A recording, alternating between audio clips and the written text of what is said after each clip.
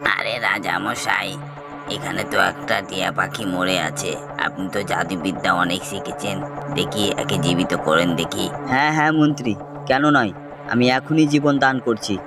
এটা আবার কি এমন বড় কথা?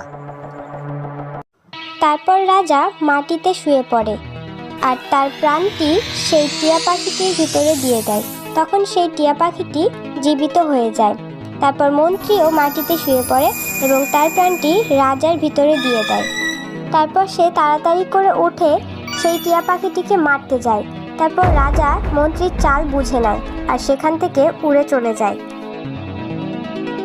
তারপর সেই মন্ত্রীটি রাজার বেশে রাজপ্রাসাদে চলে আসে, কিন্তু সেই কোনো কিছুই ঠিকভাবে বিচার করতে পারছিল না।